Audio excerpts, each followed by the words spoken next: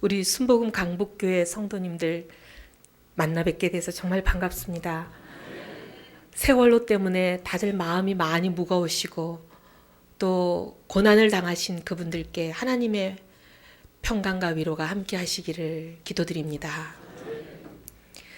사실 오늘 이제 하나님께서 제 삶에 순간순간 함께 하셨던 그런 부분들을 증언하려고 왔습니다.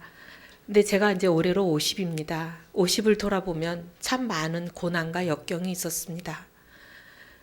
그런데 이 고난과 역경이 욥기에 나오는 것처럼 그런 고난은 저는 없었습니다.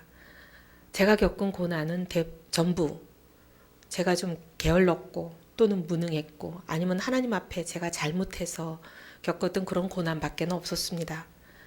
그럼에도 불구하고 제가 이렇게 뒤돌아보면 하나님 앞에 감사할 수밖에 없습니다. 제가 늘 말씀 중에서 자주 묵상하고 감사하는 말씀은 고난은 내게 유익이라 제가 고난을 통하여서 주의 율례를 배움이라 이 말씀을 늘 감사하면서 묵상합니다. 저보다 지금 인생을 더 많이 사신 분도 계신 것 같은데 광야를 보여주는 그런 영상을 우리가 TV나 이런 데서 가끔 볼 때가 있습니다. 보신 적이 있으시죠? 광야는 이렇게 보면 희뿌연한 모래 같은 게 이렇게 널려 있고 항상 보면 거기 어디인가에는 이렇게 물길이 흐릅니다. 물길이 없는 광야를 본 적은 없는 것 같습니다. 근데 그 물길이 똑바로 자로 잰 듯한 물길이 흐르는 것은 본 적이 없습니다. 구불구불 흐릅니다. 그렇지 않습니까? 돌멩이를 만나거나 언덕을 만나거나 이렇게 만나면 꼭 이렇게 물길이 꺾어지고 휘어져서 이렇게 구불구불 흐릅니다. 근데 이제 물길이 있는 곳과 희뿌연 모래가 있는 곳을 비교해 보면 생명이 어디에만 있습니까? 물에만 있죠. 물에만 나무도 자라고 풀도 자라고 동물도 거기에만 서식하고 근데 이 생명이 있는 면적이 자로 똑바로 잰 듯이 물길이 흐를 때하고 구불구불 흐를 때하고 어느 쪽이 더 많습니까? 구불구불 흐를 때 더 많죠. 근데 제 생각에는 우리 인생도 그런 것 같아요. 인생을 살다 보면 고난과 역경을 만나서 계획대로 안 되고 틀어지기도 하고 돌아가기도 하고 인생이 꺾어지기도 하고 그런데 그렇게 돌아갈 때 더 많은 생명의 면적을 경험하는 것 같습니다. 영적으로 더 자라고 하나님의 뜻을 아는 지혜가 더 자라고 영적으로 풍성한 것을 경험하는 것 같습니다. 저는 그랬습니다.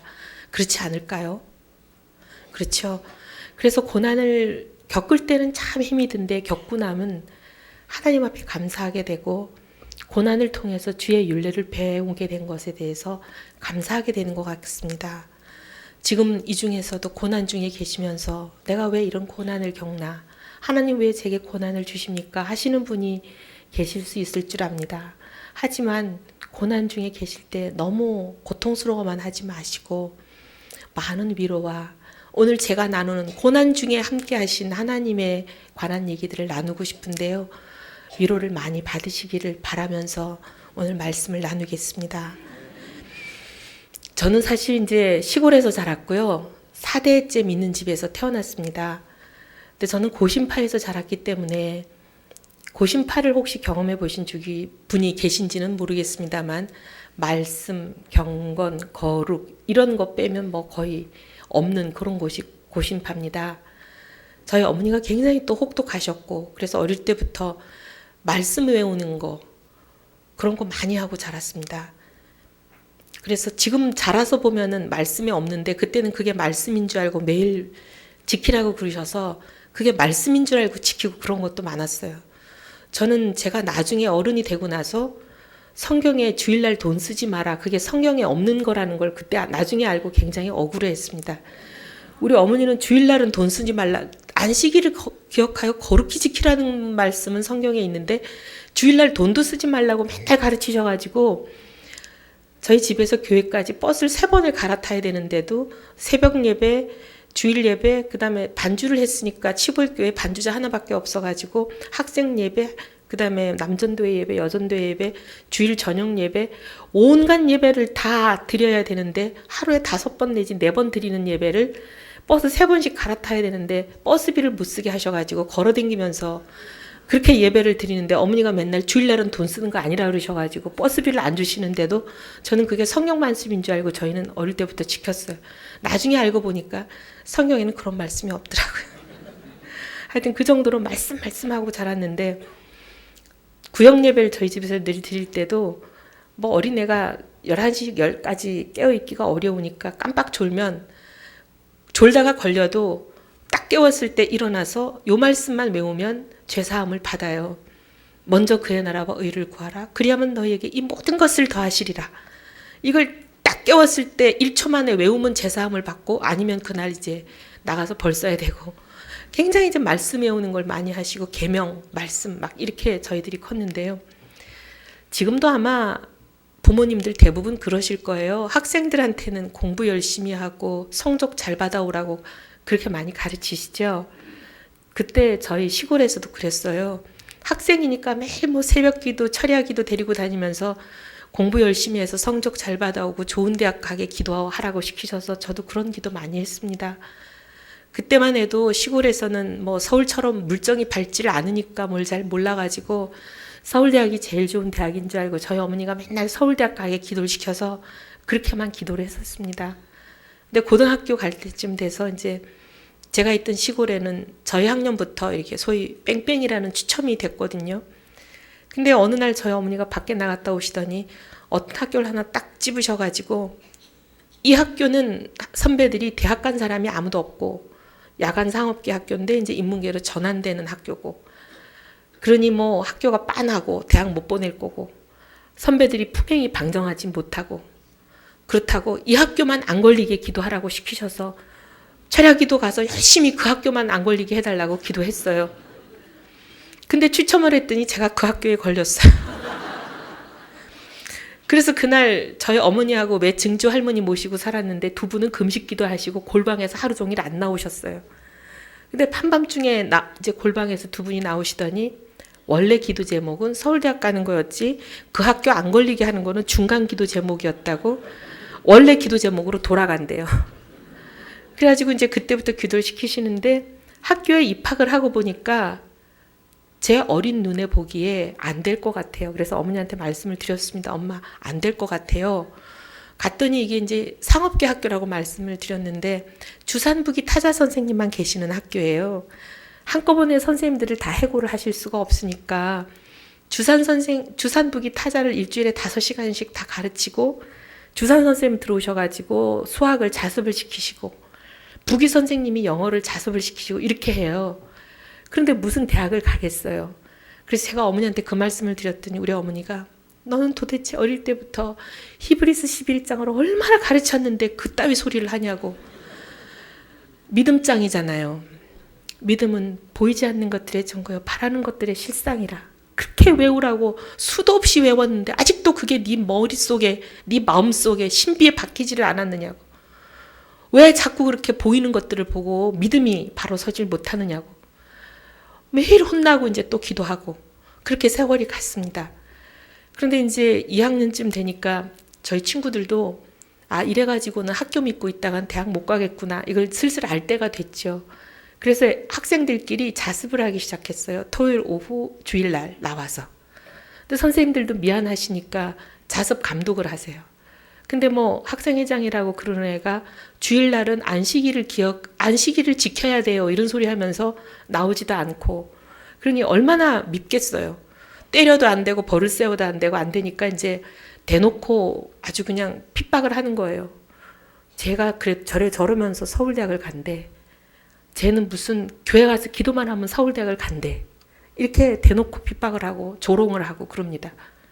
근데 우리가 배운 바로 분명히 하나님의 계명은 지켜야 되잖아요. 먼저 그의 나라와 의를 구하라. 그리하면 이 모든 것을 너희에게 더하시리라. 하나님은 신실하신 분이기 때문에 우리에게 주신 말씀대로 약속대로 기도하고 하나님의 계명을 지키는 자에게 그 약속대로 이루어 주실 줄을 믿고 기도하는 수밖에 없었습니다.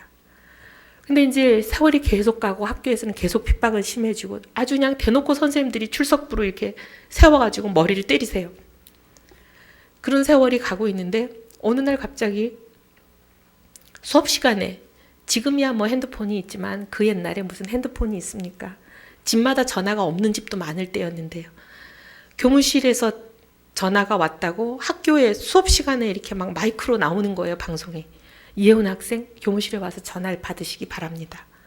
갔더니 저희 어머니가 완전히 흥분을 해가지고 뭐 무슨 말인지 알아들을 수 없는 소리를 하는데 하여튼 요약을 해보니까 이런 거예요. 하나님이 우리 기도를 들으시고 지금 전두환 대통령이 텔레비에 나와서 응답을 발표하고 있다. 도무지 말이 안 되는 소리예요.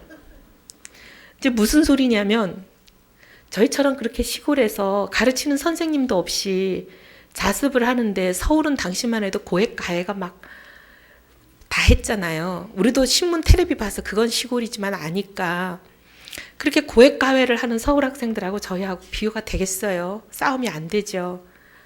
그리고 그때만 해도 본고사가 있던 시절인데 4개 중에 하나 골라서 잘 찍기만 하면 대학 가는 제도면 저희도 어떻게 잘 찍어 보겠는데 그때 본고사라는 거는 문제를 푸는 과정을 다 적어서 과정이 안 털려야 되거든요.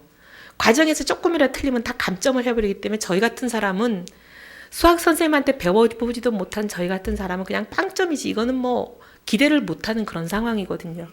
그러니 본고사라는 제도가 있어갖고는 저희가 대학을 못 간다는 건 저희도 알아요.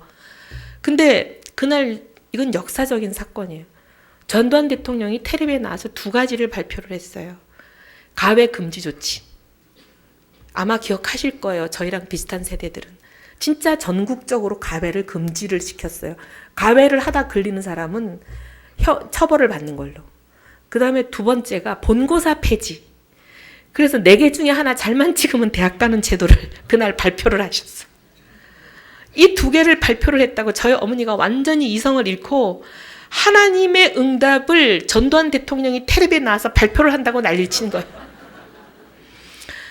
제가 너무 선생님들이 얼마나 뒤에서 조롱을 하고 약간 정신이 나갔다고 얼마나 비웃겠어요. 제가 너무 창피해가지고 엄마 도대체 무슨 말씀을 그렇게 하세요? 이랬더니 저희 어머니가 저한테 호통을 치는 게 너는 엘리야를 얼마나 가르쳤는데 아직도 딴소리를 하냐. 엘리야가 비를 내려달라고 40일을 금식하며 기도했는데 게하시를 보내서 비가 오나 봐라 그랬더니 비가 안 온다 그러니까 그러면 조각구름이라도 떠 있는지 봐라 그랬더니 저 동편 하늘에 조각구름이 떠 있다 그랬을 때 그 조각구름이 떠 있다는 게 하나님께서 비를 내려준다는 응답의 신호다. 그 응답을 믿음으로 받고 기도했더니 비가 왔더라. 얼마나 가르쳤냐. 이 응답의 신호를 네가 믿음으로 받느냐 안 받느냐. 이거에 따라서 응답이 이루어지느냐 마느냐. 네 믿음이 결정한다 이거예요. 기가 막히는 얘기인데 어쨌든 저는 너무 창피해가지고 빨리 전화를 끊고 집에 왔는데 그날부터 저희 어머니가 날마다 저를 네 믿음이 응답이 이루어지게 하느냐 마느냐 결정한다고 날마다 저를 이제 가르치셔가지고 제가 할 수 없이 믿고 기도하고 결국은 제가 서울대학을 갔겠습니까? 안 갔겠습니까? 예, 저희 개교한 이래로 대학을 간 1호였지만 1호였을 뿐만 아니라 서울대학교 상대를 간 1호였습니다. 하나님께서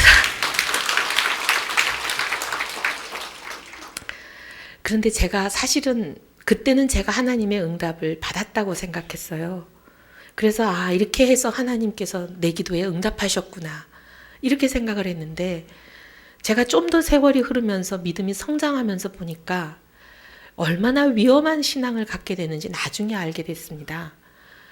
그때 그 신앙은 제가 원하는 거를 하나님이 뭘 원하시는지 여쭤보지도 않고 제가 필요한 거, 제가 갖고 싶은 거 하나님한테 달라고 떼쓰면서 하나님이 무슨 자판기도 아닌데 내가 동전 넣어놓고 버튼 눌렀으니까 내놓으라고 떼쓴 거잖아요. 제가 하나님 앞에 계명을 사실 다 지켰겠습니까? 내 이웃을 내 몸과 같이 사랑하라 하는 계명을 사실 100% 지켰겠습니까? 그건 아니잖아요. 근데 몇 개 제가 지켰다고 주장하면서 하나님 앞에 내가 이렇게 숙제를 다 했으니 하나님이 내 숙제를 해놓으세요. 제가 다음 학기에는 기말 시험을 잘 봐야 되고요. 그 다음 학기에는 제가 유학을 가야 되고요. 논문 자격 시험을 봐야 되고요. 하나님 그 다음에는 맨날 제가 하나님 앞에 필요한 제 숙제의 리스트를 드리면서 하나님한테 이거 해놓으세요. 저거 해놓으세요. 하나님이 무슨 도깨비 방망이도 아니고 제가 하나님한테 그런 신앙을 갖기 시작한 첫 출발이었다는 걸 제가 나중에 알았습니다. 근데 우리 하나님은 사랑하는 자녀가 그런 잘못된 신앙의 길로 가는 것을 원치 않으셨기 때문에 제게 그 다음부터 수많은 고난을 주시면서 제 이 잘못된 신앙을 고쳐주셨습니다. 제가 아이를 키워보니까 그렇더라고요. 아이 키워보신 우리 어머니들은 제 말 무슨 말인지 참 이해하실 것 같아요. 아이가 왜 어릴 때는 말도 안 통하고 말로 가르쳐봐야 무슨 말인지 알아듣지도 못하고 떼만 부리고 지가 가지려고만 하잖아요. 근데 그때는 때려도 소용없고 타일러도 소용없잖아요. 근데 그때는 아이를 사랑하니까 아이가 달라고 징징거리고 우는 거를 일단 주게 되더라고요. 근데 애가 조금 커서 말도 알아듣고 대화가 되고 이럴 때는 그 사랑하는 아이가 가져서 안 될 거에 대해서는 가르치고 타이르고 어떤 때는 혼도 내고 안 주고 버릇을 들이지 않나요? 우리 하나님도 저한테 그러셨던 것 같아요. 제가 대학 갈 때는 하도 때를 쓰고 졸르고 날마다 울고불고 난리를 치니까 하나님 저한테 일단 주셨던 것 같고요. 나중에는 이 신앙이 그대로 가서는 안 되기 때문에 제가 하나님께서 달라고 떼쓰는 걸 안 주기도 하시고 주시기도 하시면서 하나하나 고난을 저 앞에 놓으시면서 제 신앙을 바꿔주셨던 것 같습니다. 근데 오늘 그 고난을 다 말씀드릴 수는 없고 그 중에 제가 이제 결정적으로 하나님 앞에 꼬꾸라졌던 고난을 하나만 말씀드릴게요. 결혼 문제였어요. 제가 이제 결혼할 사람이 생겼다 이래가지고 집에다 전화를 드렸더니 제가 유학 갔을 때 저희 같은 과 선배를 만났는데 집에서 뭐라 그러시냐면 부모님들 흔히 하시는 거 부모님은 믿냐 본인은 믿냐 이런 거 쭉 조사하시더니 본인은 믿는데 부모님은 안 믿는다 그랬더니 처음에는 부모님이 안 믿는다고 권사 장로 아니라고 막 한참 안 된다 그러시더니 나중에는 어쩔 수 없다 하셔가지고는 방학 동안에 들어와서 그럼 결혼을 하고 가라 이러셔가지고 들어와서 식장하고 주례를 정하는 자리에서 이제 사건이 터졌습니다. 저희 집은 장로 권사 아닌 것만 해도 우리가 무지하게 양보하는 거고 도저히 우리로서는 상상을 할 수 없는 양보를 하는 건데 교회에서 목사님 주례 이건 죽어도 양보 못한다 이렇게 하니까 그러니까 시댁이 되실 분은 뭐라 그러시냐면 우리는 국회에서 불자 모임인 정각회 회장을 10년이 넘게 했고 시어머니 되실 분은 조계사 신도회장을 부회장단이 380명이나 되는 그 부회장단을 거느린 신도회 회장을 12년을 했는데 스님이 대부분 손님인데 무슨 얘기냐 이렇게 시작하더니 나중에는 이게 막 감정 싸움이 심해져가지고 다른 사람은 예수를 믿어도 그렇게 별나게 안 믿던데 왜 이렇게 별나게 믿냐 남에 대한 배려가 없냐 이러고 막 감정 싸움이 가더니 나중에는 다른 사람에 대한 배려가 없는 사람하고는 사돈이 못 되겠다 이러고 다시 볼 일 없다 이러고 헤어져 버렸어요. 그리고 이제 저는 미국에 다시 돌아갔는데 아주 힘들었습니다. 생활비도 끊어버린다 그러고 학비도 안 보내준다 그러고 아주 굉장히 골치가 아파졌어요. 근데 제가 지금은 정치도 하고 아들 셋도 키워서 군대도 둘 보내고 이러다 보니까 생전 처음 보는 성도님들 앞에서 이런 얘기를 할 정도의 성격이 됐는데 그때만 하더라도 제가 미팅도 한 번 안 해보고 처음 만난 사람이었기 때문에 제가 친정언니한테도 이런 거를 의논을 할 수 있는 성격이 못 됐어요. 오직 우리 하나님, 제가 제 가장 부끄러운 것을 말씀드릴 수 있고 어느 누구한테도 말 못하는 것을 말씀드릴 수 있는 유일한 상대가 저는 하나님밖에 없었어요. 하나님 앞에 꿇어 앉아서 하나님 정말 이 문제를 어떻게 하면 좋습니까?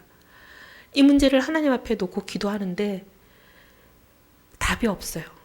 제가 고심파에서 자랐다고 말씀드렸는데 항상 이런 문제가 생기면 무슨 계명을 어겨서 이렇게 됐는지가 이게 저희가 자동적으로 나오는 이제 조건반사거든요. 고심파에서 자라다 보니까 도저히 답이 안 나와서 성경 66권을 수없이 읽었지만 또 읽기 시작했어요. 어디서 내가 하나님의 계명을 놓쳤나? 몇 번을 읽어도 뭔 계명을 어겼는지를 모르겠어요. 근데 이제 그렇게 기도를 하는 가운데 어느 날 제가 완전히 하나님 앞에 꼬꾸라지는 일이 생겼는데요. 같은 기숙사에 살던 언니들하고 제가 기도 모임을 하는 게 있었는데 그 기도 모임에서 의대 다니던 어떤 언니가 자기 나름 자기 문제를 해결하느라고 기도의 응답에 대한 책을 읽다가 어떤 책을 읽었다고 저한테 자기가 막 은혜 받은 얘기를 하는데 그 책이 뭐였냐면 지금 생각하면 그게 4차원의 영적 세계인데 그때는 제가 그걸 몰랐어요. 데이빗 초이라고 돼 있어서 데이빗 초이가 저는 조용기 목사님의 영문 이름인지는 몰랐습니다. 그때는. 영어로 번역된 책이었는데 데이빗 초이라고 돼 있고 그 여러 챕터 중에서 한 장이었는데 기도의 응답을 받는 몇 가지 단계 중에서 첫 번째 단계가 마음을 중립기하에 놓아라 그런 부분이 나오는 딱 한 장이 있어요. 한 페이지 한 페이지. 전체적인 맥락하고 조금 다른 한 장인데 거기에서 마음을 중립기하에 놓아라. 근데 이 언니는 거기에 완전히 본인이 은혜를 받은 거예요. 무슨 얘기냐면 우리가 기아를 후진기에다 놓고 악셀레이터를 100번 밟아봤자 차가 앞으로 안 나가죠. 그런 것처럼 하나님의 기도에 응답을 받겠다고 하는 사람은 지 마음이 어디로 가고 싶다. 예스라고 응답을 주세요. 노라고 응답을 주세요. 자기 마음이 강하게 어디에 가 있으면 하나님의 응답을 못 받는다는 거예요. 그래서 자기는 하나님의 응답이 예스라고 오든지 노라고 오든지 뭐라고 오든지 감사와 기쁨으로 받겠다. 이렇게 중립에다 놔야지 하나님의 응답을 듣는다. 이런 간단한 요지였어요.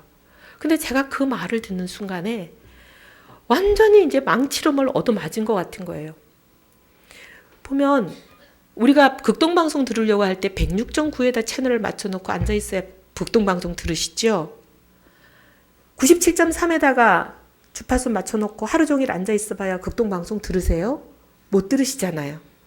하나님의 음성을 듣겠다는 제대로 된 주파수를 맞춰야 하나님의 음성을 듣고 응답을 듣는 거지 엉뚱한 거 제 마음속에 원하는 거 백날 그거 쫄라봐야 하나님의 음성 못 듣잖아요.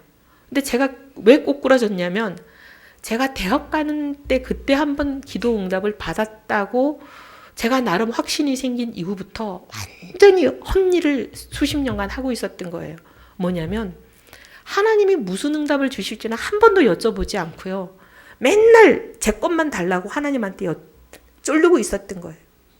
하나님이 앞으로 가라 하실지 뒤로 가라 하실지는 관심 없고 맨날 제가 오늘은 앞으로 갈래요. 오늘은 뒤로 갈래요. 맨날 이것만 쫄르고 있었으니 하나님은 뭐라고 하시는지를 들을 수가 없었던 거예요. 제가 여태까지. 결혼에 대해서도 하나님이 저보고 결혼하라 그러실지 말라 그러실지 뭐라고 하실지는 한 번도 여쭤보지도 않고 이 사람과 결혼하게 해주세요만 맨날 쫄르고 있었으니 하나님의 응답을 들을 수가 있었겠어요? 헛짓만 하고 있었던 거예요. 몇 년간을. 그래서 그날 제가 완전히 하나님 앞에 꼬꾸러지고 하나님 정말 잘못했습니다. 제가 여태까지 제가 필요한 것만 하나님께 달라고 쫄르고 있었습니다. 하나님이 제가 뭘 하길 원하시는지 하나님이 무슨 응답을 주기를 원하시는지를 한 번도 여쭤보지 않고 제 마음대로 기도하고 있었습니다. 지금까지 제가 여태까지 했던 건 하나님께 기도를 드린 게 아니라 그냥 하나님께 쫄르고만 있었습니다. 하나님 이제인을 용서해 주십시오. 하고 그냥 꼬꾸라져가지고 그날부터 완전히 기도를 바꿨습니다. 하나님 제 마음이 하나님이 무슨 답을 주시든 결혼을 하라고 하시든 말라고 하시든 이 사람과 하라고 하시든 다른 사람과 하라고 하시든 하나님이 무슨 응답을 주셔도 제가 감사와 기쁨으로 순종할 수 있는 중립기하부터 놓게 해주십시오. 그때부터 기도를 하고 그리고 이제 세월이 흘러서 사실은 이 기도 응답을 받았습니다. 근데 이제 우리 집에서는 어떻게 해결을 했냐면 나중에 이제 전화가 오셔가지고 너희 둘은 잘 믿고 미국에서는 목사님 모시고 신앙생활을 잘 하니까 그럼 미국에서 먼저 목사님 모시고 결혼을 하면 교회에서 한국에 와서는 스님들 하객이 오든지 말든지 주례가 누가 되든지 말든지 그건 뭐 이제 반대 안 하겠다 이렇게 돼가지고 결혼식을 2분 올리는 걸로 하고 그냥 해결을 받습니다. 하여간 제가 이 결혼 문제로 그 대학 갈 때 제가 잘못 가기 신앙 시작했던 그 제 믿음 방향 기도를 잘못하기 시작했던 그 모든 잘못된 길을 결혼 문제로 완전히 하나님 앞에 꼬꾸라져서 몇 년간을 제가 그 고난과 단련을 받으면서 바꿨습니다. 우리 하나님은 자녀를 사랑하시기 때문에 잘못된 길로 가게 버려두시지는 않으시더라고요. 고난을 주시면서 고쳐주시고 고쳐주시고 고쳐주셨습니다. 제가 이제 사실 오늘 이 저녁에 간증하고 싶은 게 무슬림에 대한 겁니다. 우리가 참 꼭 알아야 되는 게 지금 이 안에 우리가 무슬림이 눈에 안 보인다고 해서 많은 분들이 피부로 느끼는 위협이라고 생각을 잘 안 하시는데 한국 교회가 직면하고 있는 가장 저는 심각한 위협이 무슬림이라고 봅니다. 우리의 눈에 안 보이기 때문에 다들 지금 별로 그렇게 큰 위협이라고 생각하지 않으시거든요. 그런데 지금 이 시간에도 수많은 기독교인들이 무슬림에 의해서 순교당하고 있는 것을 잘 모르십니다. 많은 분들이 지금 뭐 무슨 21세기의 기독교인들이 순교를 해. 공산권도 무너지고 소련도 없어지고 지금 뭐 누가 그렇게 기독교인들을 잡아 죽인다고 그래. 이렇게 말씀하시는데요. 2011년 통계입니다. 왜냐하면 이게 통계가 그렇게 금방금방 생산이 잘 안 되기 때문에 가장 최신 통계가 2011년 건데요. 전 세계 선교협회에서 내놓은 것 중에 1년에 22만 명이 순교를 합니다. 기독교인들이. 22만 명이면 어마어마한 숫자입니다. 근데 이 사람들이 누구에 의해서 순교가 되는지 아세요? 무슬림입니다. 무슬림 별로 눈에 안 보이신다고 쉽게 생각하시면 안 되고요. 지금 우리나라에 급속도로 늘어나고 있습니다. 불과 2006년에 5천 명밖에 안 되던 무슬림이요. 2010년에 13만 5천 명. 지금 2013년에 20만 5천 명을 넘어섰습니다. 이게 뭐 몇 년 만에 몇십 배씩 불어나고 있는데 굉장히 위험합니다. 제가 오늘 짧은 시간이라 무슬림에 대해서 다 자세히는 말씀을 못 드리지만 제가 여태까지 목격하고 그 다음에 배우기로는 인류 역사상 사탄이 쳐놓은 복음을 방해하는 가장 견고한 진이 무슬림입니다. 근데 이제 이 무슬림에 대한 간증을 두 개가 엮여 있어서 가능하면 짧게 엮어서 하겠습니다. 제가 이제 영국을 간 거하고 정치를 시작된 거하고 하게 된 거하고 두 개가 이제 연결이 무슬림과 연결이 돼 있습니다. 사실 이제 많은 분들이 인생의 계획을 많이 세우시죠. 저도 참 인생의 계획을 유별나게 세우는 사람이었습니다. 어릴 때부터 저희 어머니가 저를 굉장히 혹독하게 훈련을 시키셔서 매일매일 생활 계획표를 매일 짜게 하셨어요. 근데 그게 이제 제가 어른이 돼도 버릇이 남아가지고요. 밤에 잠자리에 누우면 베개를 빈다고 사람이 그냥 1초 만에 잠이 들지는 않잖아요. 그럼 한 10분 이상 이렇게 뒤척뒤척 하는 그 시간에 저는 매일 계획을 세웁니다. 내일 뭐 하고, 다음 주에 뭐 하고, 다음 달에 뭐 하고, 내년에 뭐 하고, 심지어 제가 은퇴 후에 뭐 할지를 매일 계획을 세우는 사람이에요. 굉장히 병적으로 계획을 세우는 사람이었습니다, 옛날에. 근데 참 희한한 거는요. 제 인생의 가장 큰 사건, 제 인생을 완전히 뒤집어 놓고 바꾼, 제 인생의 물줄기를 완전히 바꿔버린 두 가지 사건, 제가 영국을 가게 된 거와 정치를 시작하게 된 거는 계획을 세워본 적도 없을 뿐만 아니라요. 제가 상상을 해본 적이 없는 일이었습니다. 사람이 자기의 길을 계획할지라도 그 걸음을 인도하시는 이는 여호와시니라. 전들 그렇게 매일 계획을 세우는 사람이 제가 계획을 세워본 적도 없는 일에 의해서 제 인생이 그렇게 크게 변화할 줄은 제가 어떻게 알았겠습니까? 하나님의 인도하심이라고 밖에 말할 수가 없습니다. 영국을 가게 된 건 왜 가게 됐느냐? 제가 미국에서 이제 공부를 마치고 남편하고 저하고 같은 과 이제 선후배였는데 둘 다 졸업을 하고 직장을 얻었는데 남편은 영국에 저는 미국에 남게 됐어요. 근데 이제 큰애가 두 돌이 채 안 되고 작은애가 막 100일을 지난 상태에서 제가 아이 둘을 데리고 영국에 남았습니다. 한 1, 2년만 잠깐 이렇게 떨어져 살고 빨리 한국으로 돌아가는 게 계획이니까 그렇게 했어요. 근데 LA에서 대지진이 났습니다. 굉장히 큰 지진이었어요, 그때. 우리랑 같은 골목에 있는 7층짜리 건물은 폭삭 내려앉았으니까요. 근데 그렇게 큰 지진이 나면 빨리 거의 1분 안에 건물 밖으로 뛰쳐나가야 삽니다.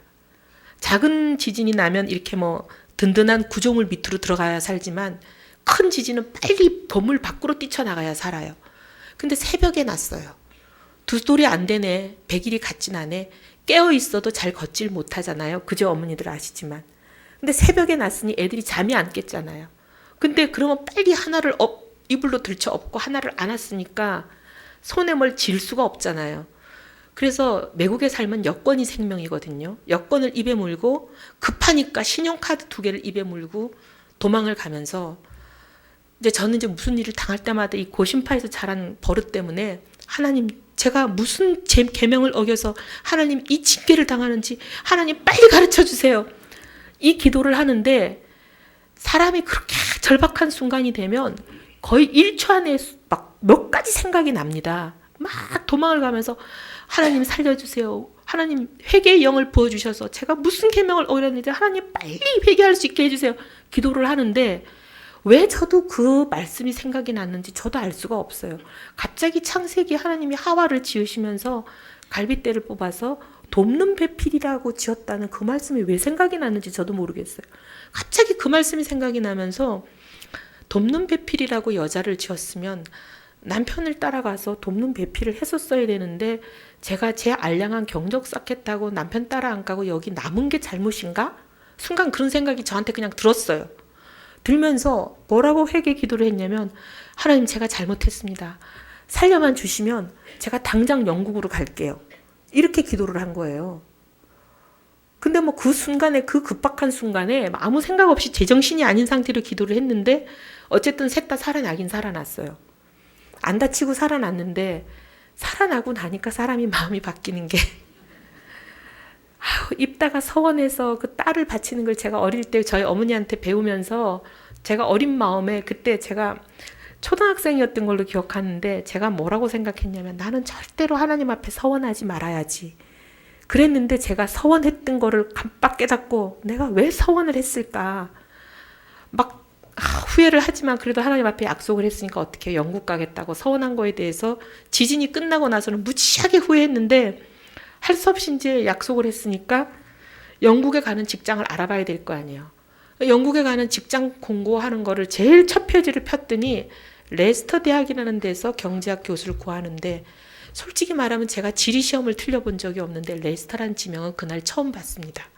레스터란 도시가 영국에 있다는 것도 처음 알았고 지구상에 그런 도시가 있다는 걸 그날 처음 알았지만 어쨌든 하나님 앞에 약속을 했으니까 제가 거기 신청을 해서 무조건 잘한다고 빡빡 우겨가지고 이제 거기 어쨌든 채용이 돼서 갔어요. 그래서 제가 영국을 간 거예요. 제가 계획을 한 적도 없고 상상을 한 적도 없는데 그 지진이 난 한 몇 초 사이에 일어난 일입니다. 제가 영국을 가게 된 게. 근데 영국에 가서 어쨌든 가게 됐으니까 성경 공부는 해야죠. 어디 가나 하나님 우리한테 육신을 주신 호흡이 붙어있는 날까지 우리가 하는 일이라는 건 어디 가나 성경 공부하는 거니까요. 영국에 있을 때나 미국에 있을 때나 똑같이 성경 공부하는 건 줄 알고 성경 공부를 시작을 했는데 이게 성경 공부가 미국에 있을 때는 뭐 열매가 주렁주렁 밀렸거든요. 왜냐하면 유학생들은 마음이 가난합니다. 완전히 광야 같아요. 본토 친척 아비집 떠났죠. 말 다르고 문화 다르죠. 완전히 그 어려운 데 와서 공부도 힘들죠. 그러니 그냥 말씀만 전하면 그냥 눈물을 줄줄 흘리면서 결신을 거의 대부분 합니다. 결심만 하는 게 아니라 막 영이 쑥쑥 자라서 저희 같은 과에 있는 후배들 전도한 애들 대부분 뭐 선교사 되고 경제학 박사학위 받자마자 졸업식 날 선교사로 파송돼서 간 애들이 몇 명씩 있어요. 이렇게 복음의 열매를 줄줄 맺었는데 영국에 가서는 1년이 지나도 뭐 도대체 열매가 안 맺히는 거예요. 결신을 안 하는 거예요. 제가 너무 이해가 안 되는 게 하나님 왜 저를 영국에 보내셨습니까? 제가 가겠다고 약속한 적도 없고 제가 가려고 계획한 것도 아니고 제가 영국에 보내달라고 울고불고 매달린 것도 아닌데 왜 하나님 저를 영국에 보내셨습니까? 이제 날마다 하나님 앞에 울면서 기도하는 수밖에 없어요. 성경 공부도 제대로 안 되고. 나중에 이제 계속 기도하는데 뭐가 차이가 날까? 영국과 미국이. 똑같은 유학생인데. 어느 날 그래서 도저히 안 돼서 제가 무슨 생각까지 했냐면 LA 있었을 때는 한국 음식점도 많고 한국 슈퍼도 많으니까 맛있는 집에서 제가 그냥 음식만 잘 사와서 제가 한 것처럼 잘 차려놓으면 맛있게 먹고 잘했어요. 근데 여기는 이제 한국 사람이 별로 없는 데니까 식당도 없고 슈퍼도 없으니까 런던까지 이제 왕복 7시간을 장을 봐와서 제가 다 만들어야 되거든요. 그러니까 제가 맛없이 만들어서 그래서 성경 공부가 안 되는가 해가지고 막 음식을 만들면서 막 음식에다 안수기도도 해보고 막 별짓을 다 했는데 열매가 안 맺혀요. 복음의 씨앗을 뿌린다고 뿌리는데 이게 도대체 안 되는 거예요. 그래서 왜 그런가 기도하는 가운데 저는 주의 종이 그렇게 중요하다는 걸 그때 알았습니다. LA 있었을 때는 주일날 우리가 차 태워가지고 한인교회에 데려가서 주의 종의 말씀을 다 받고 복음은 주의 종이 뿌리고 우리는 데리고 와서 친교만 했거든요. 근데 영국에서는 영국교회밖에 갈 데가 없으니까 한국교회가 없으니까 영국교회 그렇게 데리고 가도 저는 이 친구들이 영어를 못 알아듣는 거를 몰랐어요. 영국교회 그렇게 데리고 갔는데 나중에 보니까 영어를 하나도 못 알아듣는 거예요. 그러니 여태까지 복음을 들은 게 말을 못 알아들어서 하나도 여기 심기워지지가 않은 거예요. 근데 그걸 영어를 알아듣는 줄 알고 1년이 넘게 공을 들였는데 알고 보니까 복음을 여태까지 받지를 못했던 거예요. 영어를 못 알아들어가지고. 아, 이게 주의 종이 말씀을 뿌리지를 못했구나. 그래가지고 이제 이래갖고는 안 되겠다. 한국말로 하는 한국 주의 종이 와야겠다. 영국 목사님들이 아무리 얘기를 해도 이 친구들이 영어를 못 알아들으니. 그래서 이제 한국 주의 종을 보내달라고 기도하는데 도시에 다 합해서 한국 사람 12명밖에 없는데 그것도 전부 다 어학연수생인데 어느 목사님이 오시겠어요. 그래서 제가 구원의 확신이 있는 어떤 자매가 하나 있어가지고 그 자매를 붙들고 둘이서 학교를 매일 7바퀴씩 돌면서 그 자매랑 둘이서 기도했어요. 뭐 학교를 무너뜨리겠다는 게 아니라 저희가 이제 믿음으로 이 도시를 하나님 얻기를 원합니다. 믿음으로 여리고를 얻었던 것처럼 우리가 레스터를 믿음으로 얻기를 원합니다. 매일 기도했더니 한 1년쯤 됐을 때 드디어 이제 신학박사 유학생 5명이 왔어요. 그래가지고 이제 그 목사님들 모시고 저희가 한인교회를 시작했습니다. 한인교회를 시작했으니까 이제 저희가 성경 공부야 뭐 학고반 같은 저희 집에서 할 수는 있지만 그래도 주의종이 오셨는데 어떻게 그런 누추한 저희 집에서 예배를 드리겠어요. 그래서 저희가 막 신이 나가지고 영국 교회를 빌려서 예배를 드리려고 영국 교회를 이제 다 저희가 빌리려고 다녔더니 그동안 다닐 때는 그냥 영국 교회 사람이 없나 보다 정도만 알았는데 빌리러 다녀보니까 기가 막힌 걸 알게 됐습니다. 뭐라고 그러냐면 저희한테 혹시 너희들이 헌금을 할 수 있으면 조금 보태주면 우리가 예배 시간만이라도 이 난방을 조금 켤 수 있을 텐데 이렇게 얘기를 해요. 늘 추웠는데 저는 원래 영국이 그렇게 추운 줄 알았는데 이게 보니까 난방을 못 트는 거예요. 얼마나 돈이 없으면. 교인도 보면 앞에 한 줄에서 2줄 정도만 늘 있고 사람이 없거든요. 그 넓은 교회에. 그 정도로 영국이 교인이 없고 돈이 없고. 그래서 저희가 이제 이렇게 영국 교회가 어마어마하게 어렵구나 알았는데 이제 그래서 저희는 뭐 아주 조금 돈 내고 좋은 교회 빌려서 한인교회를 만들고 저는 한국으로 돌아오고 와서 이제 뭐 힘에 부치게 저희가 선교비를 보내지만 그 선교비가 뭐 이렇게 목사님 생활비까지 되지도 않고 그러는데도 그 목사님은 저희한테 매달 꼬박꼬박 선교 보고를 해주셔요. 근데 이게 1년이 가고 2년이 가고 시간이 흐르니까 드디어 목사님 뭐라 그러시냐면 집사님 정말 큰일 났습니다. 기도해 주세요. 교회가 전부 모스크로 넘어갑니다. 이게 무슨 말씀이냐 그랬더니 아까 영국 교회들이 대부분 난방을 못 틀 만큼 재정이 어렵다고 말씀드렸잖아요. 근데 나중에 외신에 보니까 영국을 무슬림이 자기들이 유럽 중에서 진출하는 2 나라 중에 하나로 정합니다. 영국과 불란서를. 그래서 영국과 불란서에 굉장히 이민을 많이 보내요. 그래서 무슬림들이 많이 몰려오고 저는 레스터가 그랬는지 몰랐는데 나중에 보니까 외신에 영국 중에서 레스터를 무슬림들이 교두보로 선정한 게 나와요. 그리고 레스터로 많이 몰려오는 거예요. 그러더니 모스코를 어떻게 교회가 모스크로 넘어가냐면 돈이 워낙 많으니까 이분들은 와서 그냥 교회를 통째로 사는 거예요. 교회는 돈이 없으니까 그냥 팔고 영국의 교회들이라는 게 고딕 양식으로 이렇게 뾰족한 첨탑 위에 십자가만 달고 있는 거잖아요. 그러면 이 사람들이 와서 돈으로 사서 십자가만 띄어내고 초승달만 달고 교회 간판에 나이튼 브리지 처치 이렇게 돼 있으면 이 처치만 스펠링을 바꿔요. 나이튼 브리지까지는 그냥 두고 나이튼 브리지 모스크 이것만 스펠링을 딱 바꾸면 그냥 모스크가 되는 거예요. 그래서 우리 목사님이 모스크로 변하기 시작합니다. 이러더니 그러고 나서 한 몇 년 되니까 교회로 남아있는 게 1-2개밖에 없습니다. 이러는 거예요. 불과 7-8년 사이에 확 바뀌어요. 다 넘어가는 거예요. 그래서 이제 한번 와서 보라고 그러셔서 출장 중에도 가보고 했더니 어떻게 하냐면요. 영국 교회라는 데가 아마 가보신 분도 있고 영화나 이런 데서 보셨겠지만 교회 마당이 잔디밭이 굉장히 넓습니다. 그래서 한쪽에는 묘지로 쓰고 한쪽은 이렇게 잔디밭이 있잖아요. 이 사람들이 금요일 밤이 되면 영국은 주로 보면 이제 축제 같은 거 많이 하고 젊은이들이 모여서 많이 놀잖아요. 근데 영국이 사실 아시지만 나라는 부자인지 몰라도 개인들은 가난합니다. 별로 이렇게 돈 쓸 게 없어요. 세금을 하도 많이 내서. 그래서 굉장히 돈이 궁색한 사람들이에요. 근데 이 무슬림들이 와서 돈으로 뭘 하냐면 하얀 테이블을 막 완전히 끝도 없이 호텔처럼 이렇게 다 테이블을 만들어서 꽃장식하고 테이블복 깔고 음식들 뭐 케밥이다 난이다 뭐 카레다 이런 거를 공짜로 쫙 늘어놓고 호텔처럼 차려요. 그리고 막 이 무슨 살사 댄스 하는 이런 옷 같은 거 무료로 나눠주고 음악 틀고 뭐 천국처럼 해주는 거예요. 그리고 뭐든지 무료로 다 먹이고 이러니까 동네 사람들이 남녀노소 다 나와서 몇백 명씩 거기서 먹고 마시고 밤새도록 춤추고 놀고 그리고 이 사람들은 토요일 날 바로 예배 드리잖아요. 이러면서 전부 무슬림으로 끌어들이는 거예요. 그러더니 10년이 채 안 돼서 무슬림 인구가 40이 됐어요. 40%가 한 도시에. 불과 몇 년이 안 걸리는 거예요. 이 돈의 위력이라니 이렇게 어마어마합니다. 돈으로 한 도시를 휩쓸기 시작하니까 한 도시가 무슬림 인구가 40%가 되는 게 얼마 안 걸리는 거예요. 근데 이 목사님이 이제 드디어 저한테 자꾸 이제 기도 요청을 하시는 게 집사님 기도해 보세요. 집사님도 분명히 지구상의 레스토랑 도시가 있는지도 모르고 얼결에 오게 됐다고 분명히 말씀하셨잖아요. 이게 하나님의 인도하심인지 아닌지 집사님이 어떻게 압니까? 집사님이 계획해서 온 것도 아니라고 그러지 않았습니까?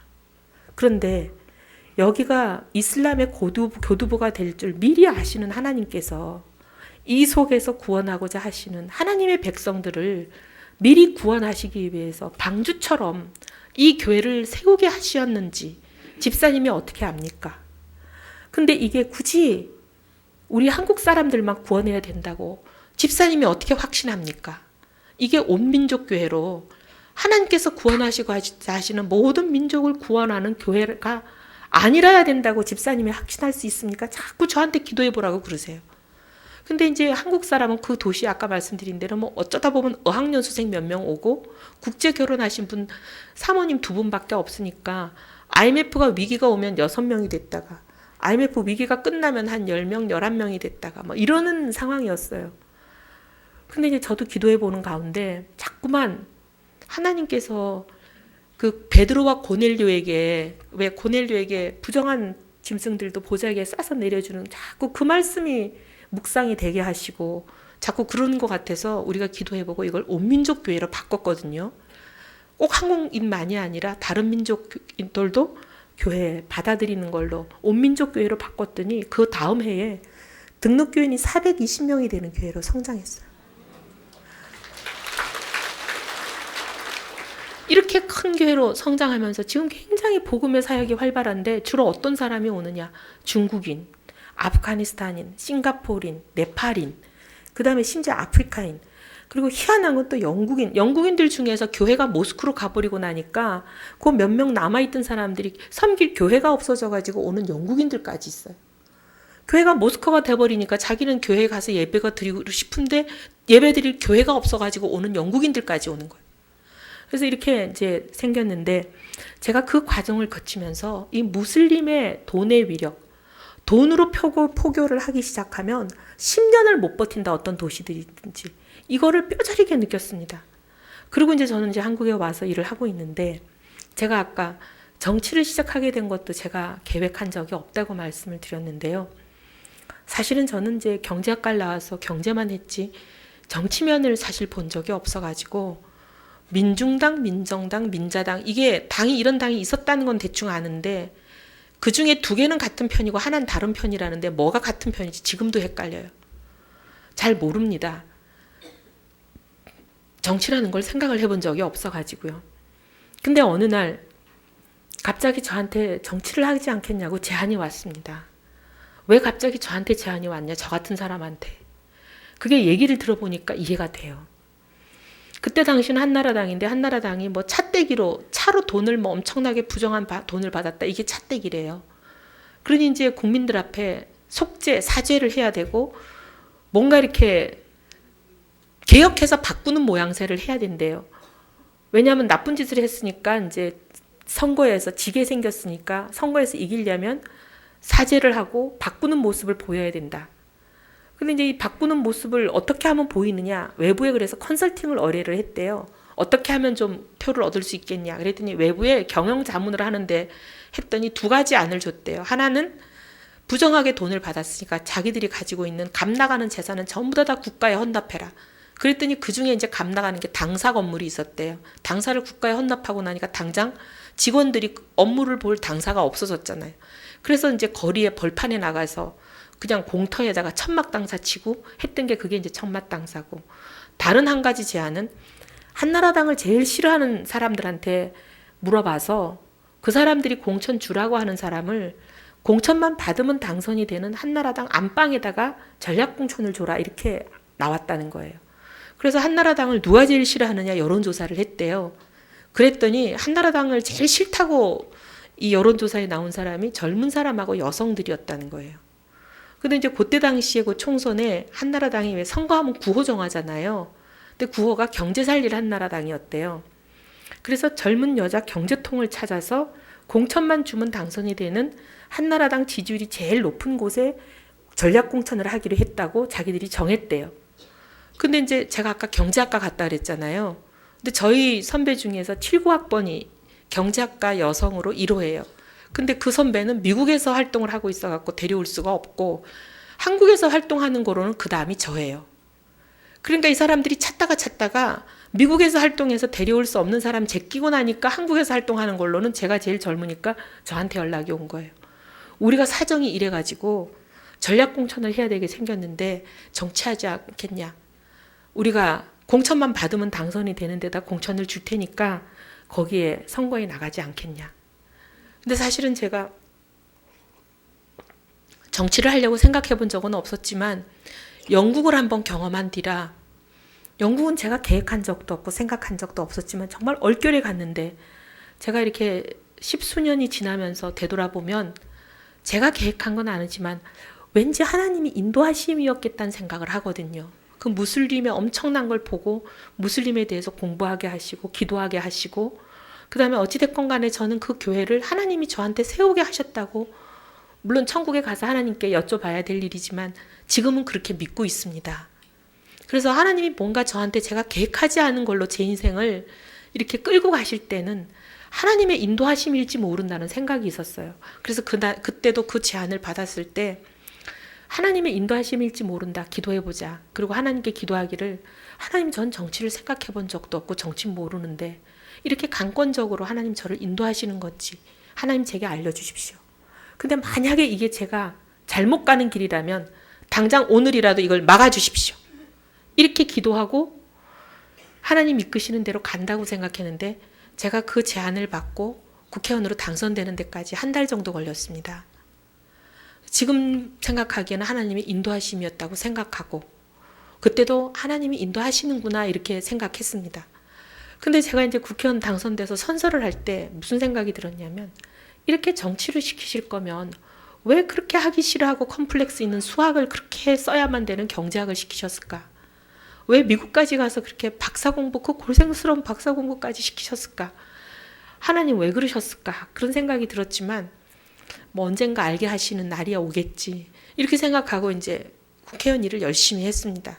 근데 제가 재선이었을 때 그 의문을 푸는 날이 왔어요. 어느 날 제가 사무실에 앉아 있는데 변호사 세 분이 저를 찾아오신 거예요.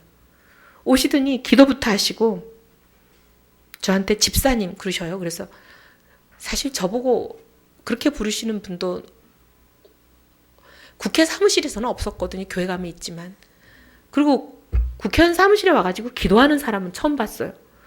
그러더니 저한테 하나님의 나라가 집사님 손에 지금 달려 있습니다. 이렇게 얘기하시는 거예요. 무슨 말씀이세요? 그랬더니 이제 무슬림 얘기를 하시는 거예요. 무슨 얘기냐면 복잡한 얘기긴 한데 9.11 테러 기억하시죠? 쌍둥이 빌딩에 비행기 가득 폭탄 싣고 가가지고 그냥 자폭 테러 했던 거. 그게 이제 지하드라고 그 사람들은 불러요. 거룩한 성전. 온 세계가 알라의 것이 될 때까지 거룩한 전쟁을 하는 거다. 이 지하드라는 거 안에 여러 가지 종류가 있습니다.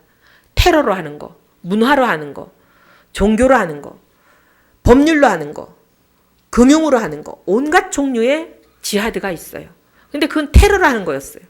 근데 그걸 하고 나서 말레이시아의 마티르라는 아주 세계적으로 유명하고 총리를 지낸 똑똑한 사람이 있는데 그 사람이 뭐라 그러냐면 이 테러는 하급전술이었다. 왜냐하면 죽었죠. 자기들도. 돈 많이 썼죠.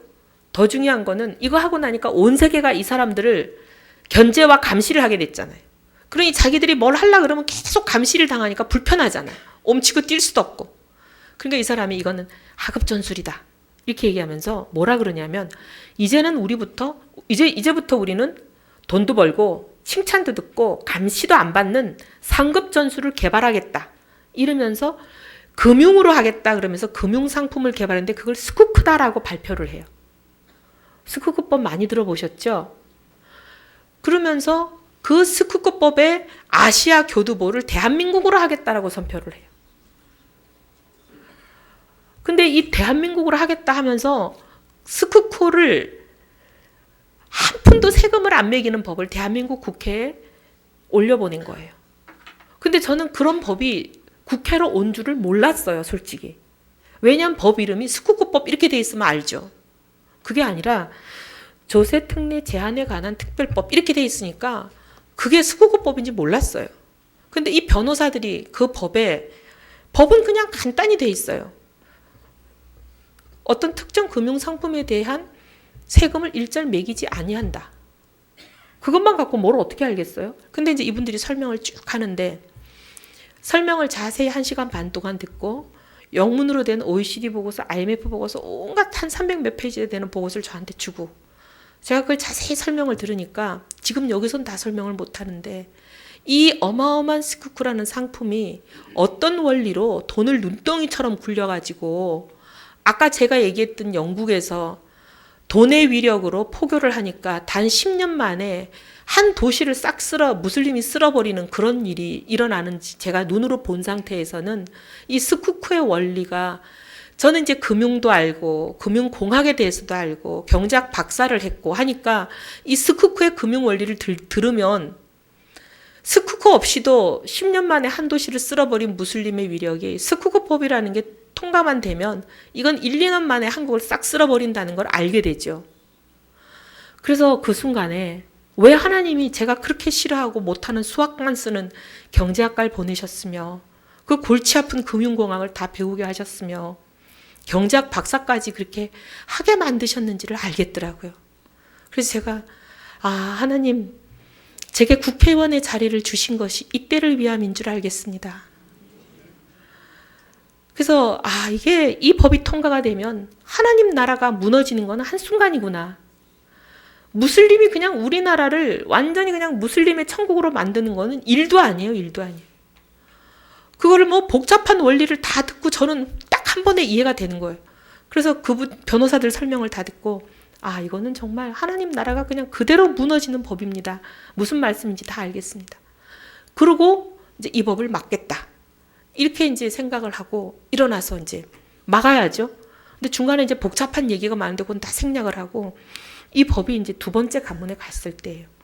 두 번째 관문에 갔을 때는 26명이 투표를 합니다. 국회에는 5개의 관문을 통과해야 법이 완전히 이제 확정이 되는 건데 두 번째 관문에 갔을 때인데 26명인데 26명 중에 제가 명단을 쫙 뽑아봤더니 장로님, 안수 집사님, 집사님 17분이나 계시더라고요. 그러면 통과 안 되게 할 수 있잖아요. 저는 됐다 희망을 갖고 이 법을 다 무슨 문제가 있는지 알기 쉽게 써가지고 다 찾아다니면서 설명을 했는데 너무나 기가 막힌 거는 하나같이 뭐라 그러시냐면 이 사람아 곧 선거인데 공천은 받아야지. 이게 정부가 내는 법안으로 올라온 거거든요. 대통령이 밀어붙이는 법을 당신 지금 정신이 있어? 간도 크게 이렇게 말씀하세요. 갈라디아 1장 10절 말씀을 묵상하지 않을 수가 없었습니다. 사람을 기쁘게 하랴 하나님을 기쁘게 하랴. 대통령을 기쁘시게 하겠어요? 하나님을 기쁘시게 하겠어요? 사람의 기쁨을 구한다면 하나님의 종이 아니지 않나요? 그리스도의 종이 아니지요. 공천 때문에 하나님 나라가 무너지는 법을 통과시킨다면 그 사람이 하나님의 종입니까? 대통령의 종입니까? 기가 막히는 일인데 이 장로님, 안수 집사님, 집사님들이 2명을 빼고는 전부 자기는 어쩔 수가 없다는 거예요. 1번 찾아가고 2번 찾아가고 3번, 4번씩 찾아갔는데 결국은 저 이외 2명이 더 도와주는 거 말고는 23대 3에서 한 발짝도 못 나가요. 결국 투표하는 날이 됐습니다. 아침 10시에 투표를 하게 돼 있는데 투표장에 갔더니 해필이면 그날 이거하고 전혀 상관없는 다른 일로, 텔레비 보면 여야가 많이 싸우는 거 보시죠? 이거하고 아무 상관도 없는 일로 여야가 싸워가지고 여당이 안 들어오니까 야당도 안 들어오고 둘 다 안 들어왔어요. 근데 이제 어릴 때부터 성령은 시간과 공간의 제약을 받지 않으시지만 악한 영은 제약을 받잖아요. 그러면 저는 뭐 대학 시험을 보러 가거나 무슨 일이 있으면 항상 그 자리에 가서 기도하면서 하나님 이 자리에 악한 영이 틈타지 못하게 해주세요. 하나님 이 자리에 성령이 지배하게 해주세요. 성령이 이곳을 다스리게 해주세요. 맨날 이제 기도하는데 그날도 앉아가지고 하나님 오늘 이 자리에 하나님 나라가 지켜지느냐 무너지느냐 중대한 결정이 이 자리에서 이루어집니다. 하나님 여기 악한 영이 틈타지 못하게 지켜주세요. 하나님 천군 천사를 보내서 이 자리를 지켜주세요. 하루 종일 기도를 하고 있는데 오후쯤 되니까 이제 저도 점심도 못 먹고 막 배도 고프고 지치고 이제 마음이 슬슬 약해지는 거예요. 그러면서 무슨 생각이 자꾸 드냐면 제가 3번, 4번씩 찾아가서 울어도 보고 협박도 해보고 별별 짓을 다 해봤는데 안 돌아서는 사람들을 하나님 제가 무슨 수로 그 사람들 마음을 바꿉니까? 저는 이제 더 이상 할 수 있는 일이 없는 것 같습니다. 제가 할 수 있는 일은 여기까지밖에 안 되는 것 같습니다. 자꾸 이렇게 그런 기도가 나오는 거예요. 하나님 저는 여기까지밖에 이제 안 되는 것 같습니다. 이렇게 마음이 막 약해지는데 갑자기 하나님 저한테 막 혼을 내시는 것 같아요. 야, 네가 네 공천이라면 여기서 그만두겠냐? 그러시는 것 같아요. 갑자기 생각해 보니까 제가 제 공천이라면 아직 마지막 방망이가 안 두드려졌으니까 방망이가 두드려지기 전까지는 제가 뭐라도 더 해볼 것 같아요. 그래서 하나님 제가 제 공천이라면 뭐라도 더 해볼 것 같은데 근데 뭘 더 해야 될지를 모르겠습니다. 하나님 지혜를 주세요. 제가 뭘 더 할 수 있습니까? 지혜를 주세요. 막 기도하는데 무슨 생각이 나냐면 그분들 제가 막 몇 번씩 찾아가서 제가 막 울기도 하고 협박도 하고 할 때 계속 그분들이 저한테 하신 말씀이 공천이었거든요. 공천은 받아야지. 그래서 제가 공천을 왜 받으려고 하지?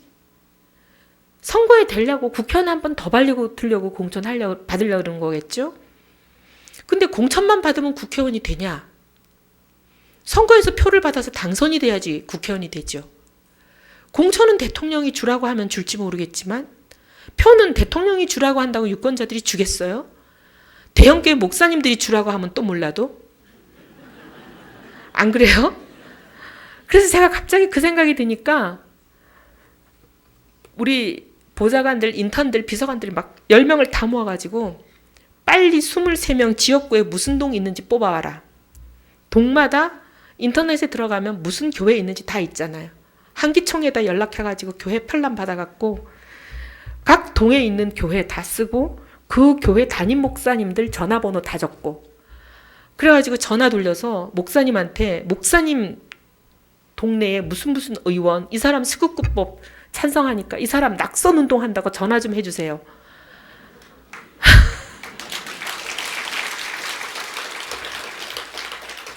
그때 당시에 기억나시죠? 우리 조용기 목사님이 대통령 하야시킨다고 얘기하셨던 거. 뿐만이 아니라 교계에서 정말 깨어있는 주의 종들이 얼마나 금식하면서 눈물로 기도했는지 모릅니다. 목사님들은 막 이건 목숨 걸고 기도하고 있었기 때문에 제가 전화하면 목사님들이 도와줄 거라는 확신을 가지고 전화를 했더니 전화를 받으시는 목사님이 뭐라 그러시냐면 첫 전화가 아유 이 사람아 그러잖아도 우리가 모여서 당신 얘기를 하고 있다 그러셔요. 그래서 제가 왜 모여 계세요? 그랬더니 무슨 여준지 이천인지 어디에 무슨 교도소 선교회 출범식이 있는데 테이프 커팅을 하느라고 교계에 여러 목사님이 모여서 한 자리에 계신대요. 그러면서 우리는 여기서 금식을 선포하고 우리는 여기서 기도하겠다 이러시면서 전장에 있는 건 당신 아니냐. 당신은 전장이나 잘 지켜. 그러시는 거예요. 우리는 여기서 기도는 할 테니까. 그러면서 아말렉과 이스라엘이 싸울 때 모세의 팔이 내려오면 왜 아말렉이 전장에서 졌잖아요. 그래서 모세의 팔이 못 내려오게 아론과 훌이 양쪽에서 받쳐줬잖아요. 우리는 여기서 아론과 훌의 역할을 할 테니까 전장에서 싸우는 건 당신이니까 당신이나 정신 똑바로 차리고 제대로 싸우라고 이렇게 말씀을 하세요. 그래서 이제 다시 돌아와서 계속 기도를 하고 있는데 저녁도 못 먹고 저녁 8시 반이 되니까 갑자기 그냥 여야의 국회의원, 장관, 차관, 뭐 언론, 기자 70명이 뭐 우르르 들어오는 거예요. 우두두두 들어오더니 우리 위원장이 위원장석에 딱 서더니 9시까지 빨리 통과를 시키래. 청와대에서 연락이 왔어. 막 이러시면서 막 빨리빨리 하는 거예요. 71개 법안을 9시까지 통과시키라고 그런데요. 근데 71개 법안을 우리 노회할 때랑 똑같아요. 뭐 중요한 부분을 막 읽어야 돼요. 읽으면서 이 부분에 대해서 이의가 없으십니까? 이의가 없으시면 이해하시고 있으시면 뭐라고 이렇게 쭉 해야 되거든요. 71개 법안에 대해서 그걸 다 하려면 읽는 데만 해도 한 30분 걸려요. 대충. 그러니까 이분이 막 마음이 급해가지고 막 읽는 거예요. 근데 제가 손을 들고 71항에 대해서 반대 토론하겠습니다. 이러니까 이 양반이 막 화를 내면서 반대 토론하지 말래요. 시간이 없어서 안 된대요. 그래서 제가 아니 헌법기관인 국회의원의 법적으로 보장된 반대 토론의 권한을 위원장이 무슨 권한으로 막으십니까? 이제 이렇게 시작하니까 이 부분이 옥신각신하면 시간이 갈 거 아니에요. 벌써 한다 못한다 2분 3분 더 흘렀어요. 막 초조해가지고 막 하지 말라고 막 계속 애걸복걸을 하더니 제가 그래도 계속 한다고 우기니까 벌써 5분 갔어요. 그랬더니 이분이 막 초조해지더니 회의를 중지시키고 저보고 옆방으로 오래요. 그러더니 제발 오늘 하지 말라고. 오늘 9시까지 이거 통과 못 시키면 자기 큰일 난다고. 청와대가 난리가 났다고. 막 이러더니 정말 미치겠네. 오늘 왜 이래. 나 좀 도와줘. 막 계속 이러시더라고요. 근데 갑자기 어디서 전화가 오니까 예, 그러게 말이에요. 9시까지 꼭 통과시키겠습니다. 지금 그러지 않아도 통과시키려고 막 하는데 이혜원 의원 때문에 죽겠습니다. 이혜원 의원이 계속 방해를 하고 막 이러는 거예요.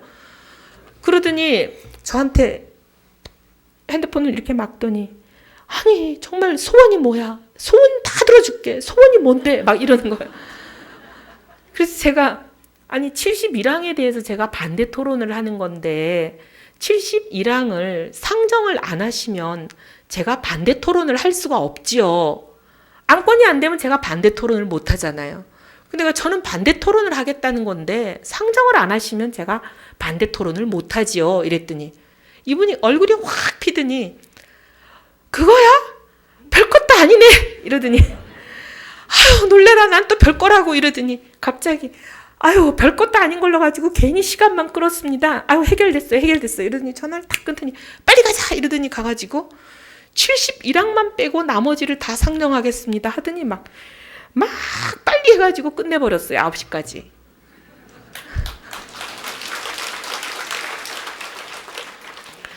그런데요. 제가 국회에 있으면서 한 10,000개 정도 법률을 통과시키기도 하고 참여하고 보기도 했지만 이렇게 우습게 일이 처리된 적은 없었습니다. 국회가 우스워 보여도 이렇게 우습게 일을 처리하지 않거든요.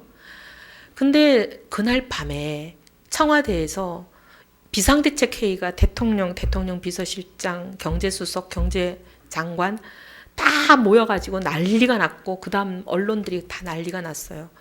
저희는 그때 왜 9시까지 해야 된다고 그 난리가 났는지를 몰랐습니다.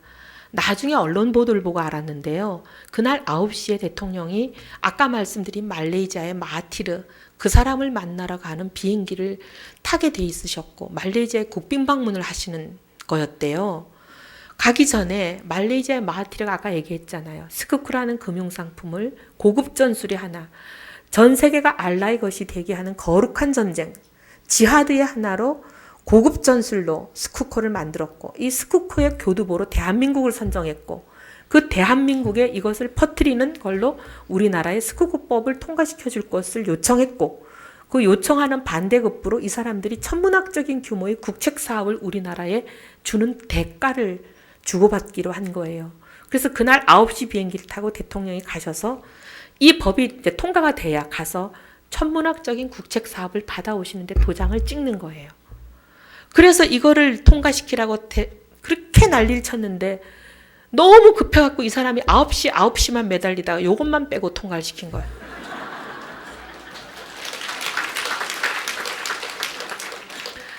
그런데 해필이면 그날이 국회의 마지막 날이었어요. 12월 국회에. 근데 텔레비 보시면 아시겠지만 국회라는 게 한 번 회기가 끝나고 나면 다시 날짜를 잡는데 여야가 싸워서 막 몇 달씩 안 잡히기도 하고 그러잖아요. 근데 원래 법에 의해서 1월 달은 국회가 못 열리게 되어 있는 달이에요. 1월 달 못 열렸죠. 그래서 2월 달은 열릴 수는 있어요. 여야가 합의를 하면. 이 여야가 이제 열라고 합의를 하고 찌그덕거리고 있는데 일본의 후쿠시마 원전이 터졌습니다.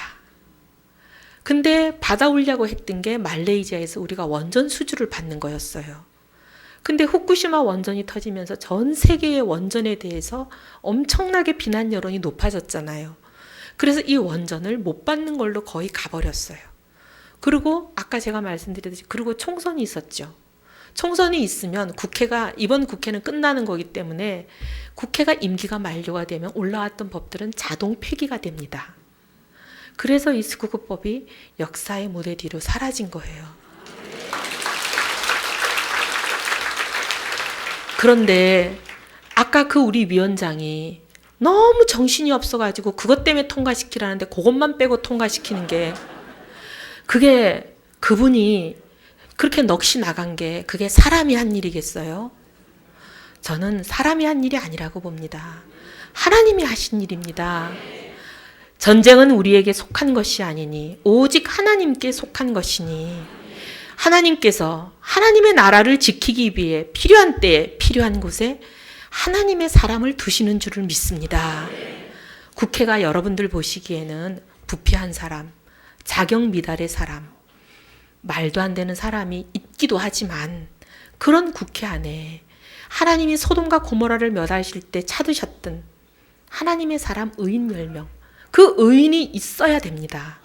그래야 이 나라가 지켜집니다. 여러분들께서 우리 국회 안에도 하나님의 뜻을 간절히 구하고 그 뜻대로 순종하기로 결단 내린 하나님의 사람이 확보되기를 기도해 주시기를 바랍니다. 그리고 여러분들께서 또 혹시 시간이 나시면 이 부족한 여종도 하나님의 뜻대로 음성을 놓치지 않는 하나님의 사람이 될 수 있도록 기도해 주시기를 간절히 부탁드립니다. 감사합니다.